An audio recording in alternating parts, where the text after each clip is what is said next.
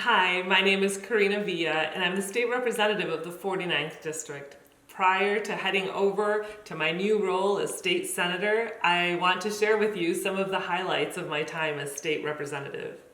I started off in my 2019 spring session working hard as a freshman, and I voted to expand access to career and vocational training in order to prepare people for high-wage jobs and expand tax credits for employers so we can invest in businesses that invest in Illinois.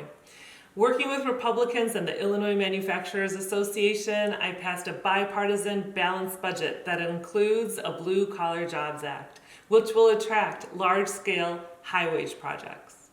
I fought for legislation protecting individuals with pre-existing conditions and passed measures capping skyrocketing health insurance premiums. I passed a balanced budget that provides critical funding for women's health services, ensuring to make women's health a fundamental right.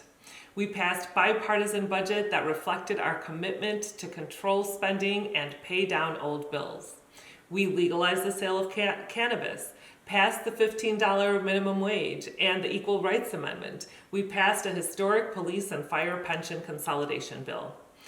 The 2020 spring session looked very different. We made difficult decisions to pass a balanced budget that reflected our urgent priorities. We created new protections for essential workers affected by the virus, expanded access to telehealth and mental health resources. We took steps to support property taxpayers and helped our schools meet the needs for expanded e-learning.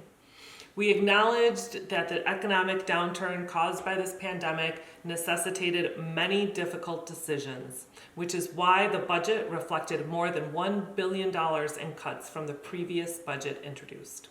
We increased funding for Medicaid and full funding for unemployment. In education, we leveled funding for our schools and more than $500 million for our early childhood education.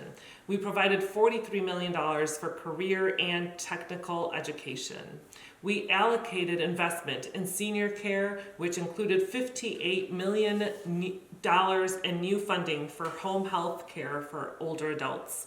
We provided funding for domestic violence shelters, and we accepted the responsibility for our payments to our previously obligated pension payments. I fought for the protection of our essential workers and first responders in our communities who face serious risk while keeping us safe and healthy during this pandemic. I worked to provide support for homeowners by immediately suspending late payment penalties and tax sales. We created a one-year application deferral for seniors, veterans, and persons with disabilities. We know that in the coming months and years, they will continue to be challenging. As I move into the Senate after my inauguration on January 13th, I hope you stay connected with our office. Together, we will overcome.